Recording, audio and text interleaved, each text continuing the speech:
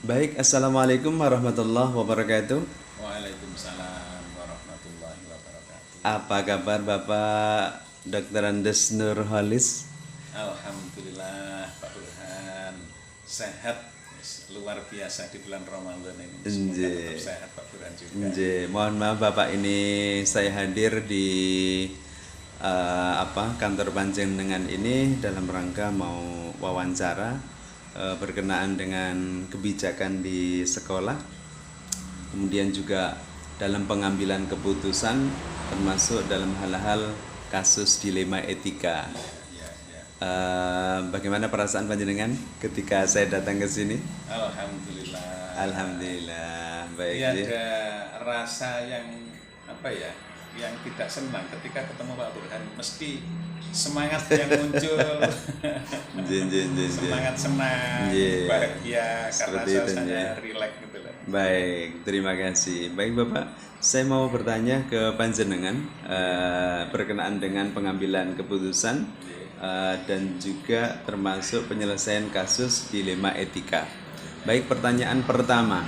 Selama ini bagaimana Bapak dalam mengidentifikasi kasus-kasus yang merupakan dilema etika atau bujukan moral?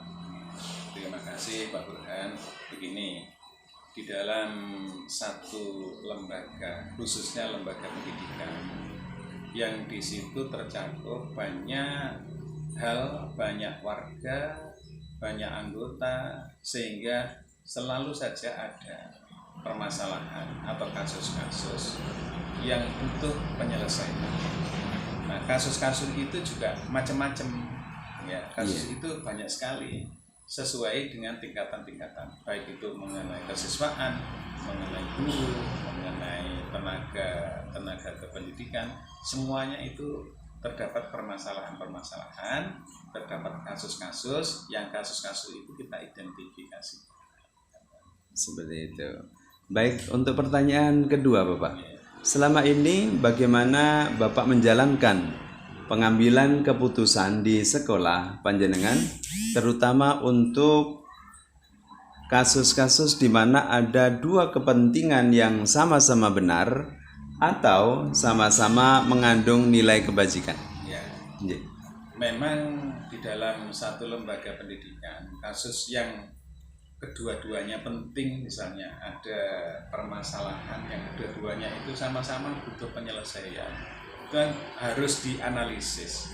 Nah, kami selalu menganalisis, misalnya permasalahan pertama kita identifikasikan, kita jelaskan permasalahannya apa, terus kita cari alternatif solusinya bagaimana. Permasalahan yang kedua juga begitu, harus kita kita lihat kelebihan kekurangan. Nah, dari kedua permasalahan ini baru kita pertimbangkan, terus kita ambil satu keputusan yang pas menurut kita sesuai dengan kepentingan pada saat itu. Baik Bapak, untuk pertanyaan selanjutnya, langkah-langkah atau prosedur seperti apa yang biasa Bapak lakukan selama ini? Begini, kami di SMP Negeri 3 Peterongan itu kan ada kalau saya mengatakan itu ada dua kepemimpinan besar. Betul. Ya. Iya. Satu kepentingan atau kepemimpinan melalui dinas pendidikan. Iya. Yang kedua ada di pondok pesantren. Iya. Sehingga sekolah ini atau dalam hal ini kepala sekolah di bawah naungan dua lembaga besar, lembaga tinggi yang merupakan kedua-duanya itu atasan kami. Nah, ini yang juga sering timbul ada satu namanya tadi dilema etika. Di satu sisi saya harus mengikuti aturan yang ada di dinas pendidikan, di sisi yang lain saya harus juga mengikuti aturan yang ada di pondok pesantren. Nah, ini selalu kita, bukan berarti kita pertentangkan, tapi kita padukan, kita analisis, mana yang harus saya dulukan, mana yang harus saya berikutnya. Jadi tidak diutamakan kedua-duanya, itu harus berjalan seiring sehingga tidak terjadi pertentangan di antara dua atasan itu tadi. Seperti itu. Oke. Baik. Terima kasih. Selanjutnya untuk pertanyaan, hal-hal apa saja yang selama ini Bapak anggap efektif dalam pengambilan keputusan pada kasus-kasus dilema etika? Hal-hal yang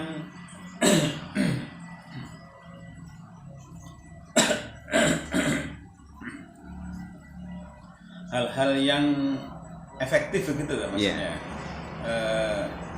Dalam pengambilan keputusan tentang dilema etika.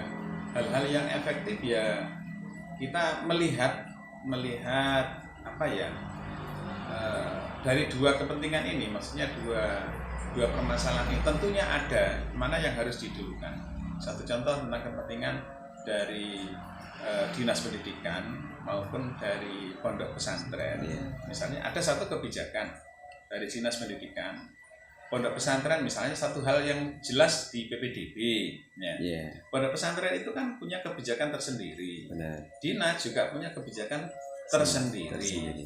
Yang kedua-duanya itu harus kita padukan sehingga kedua-duanya itu bisa berjalan seiring, berjalan bersama, sehingga terjadi tarik ulur ataupun saling harus diutamakan sendiri-sendiri. Nah ini selama ini alhamdulillah untuk kepentingan seperti ini itu bisa terlaksanakan dengan baik, ya, bisa berjalan dengan baik, kedua-duanya itu bisa berjalan dengan sebaik-baiknya. Seperti itu. Baik.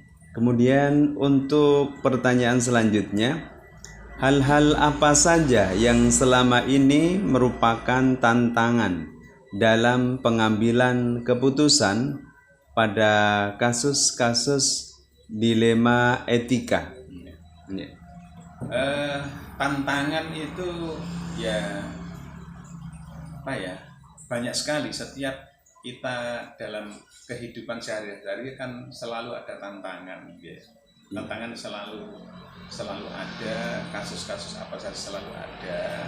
Nah, yang penting tantangan itu kita komunikasikan. Nah, jadi kuncinya pada komunikasi. Ya, jadi itu langkah yang sangat efektif untuk mengkomunikasikan, baik itu kaitannya dengan guru. Nah, ada guru, misalnya guru PAI. Guru PAI ini kan juga ada dua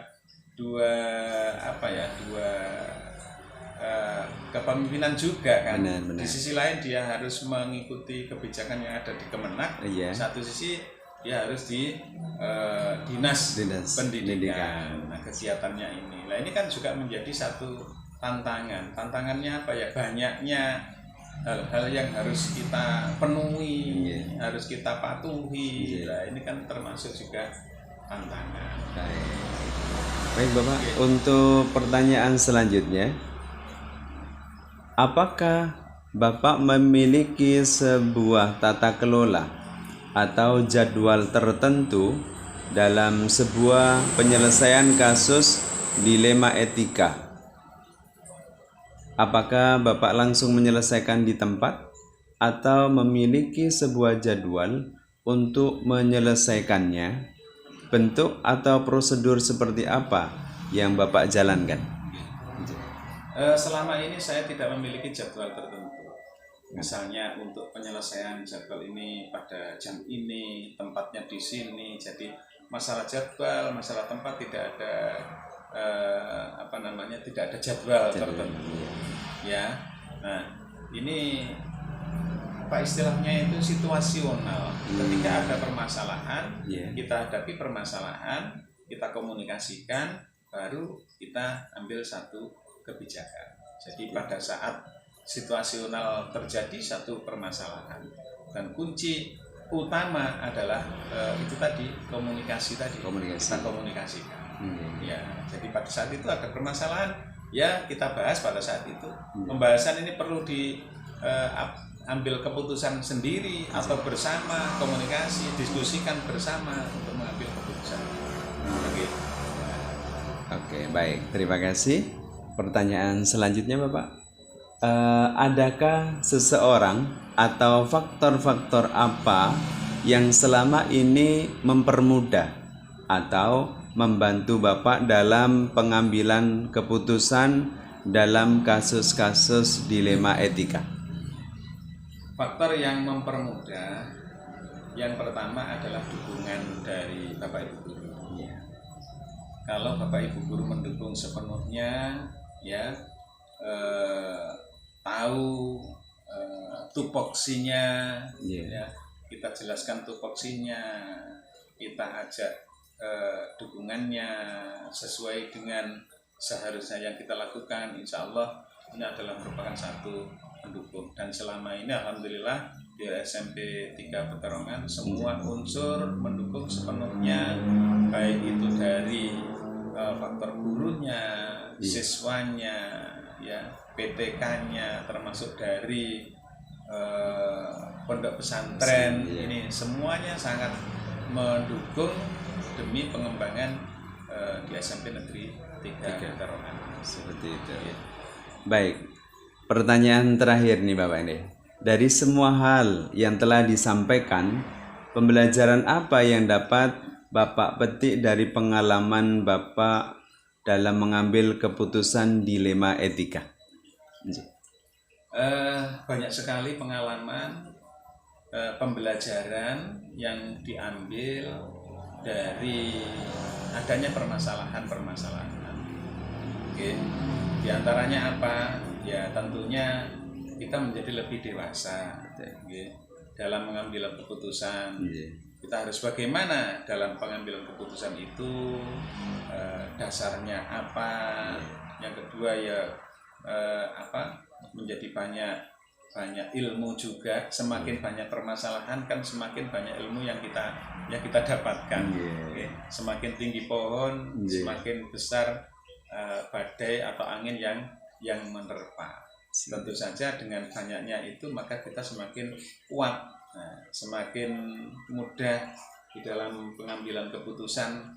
Ya, karena apa? Karena terbiasa ada masalah ini, permasalahan ini, akhirnya kita menjadi lebih banyak perbendaharaan sistem atau pengalaman itu tadi di dalam pengambilan satu keputusan, termasuk permasalahan-permasalahan yang berupa dilema etika ini. Baik Bapak, perbincangan kita untuk pengambilan keputusan di dilema etika dan juga keputusan dalam nilai kebajikan saya kira cukup. Terima kasih Bapak sudah ikut berpartisipasi dalam mensukseskan CGP Angkatan 7 termasuk saya di SMBN Negeri 3. Mudah-mudahan amal panjenengan diterima oleh Allah Subhanahu wa taala dan ini sebagai kontribusi kami untuk ke depan bisa menjadi lebih baik dan menjadi pemimpin seperti panjenengan yang diharapkan oleh semuanya. Amin. Saya kira itu. Terima kasih. Assalamualaikum warahmatullahi wabarakatuh. Waalaikumsalam.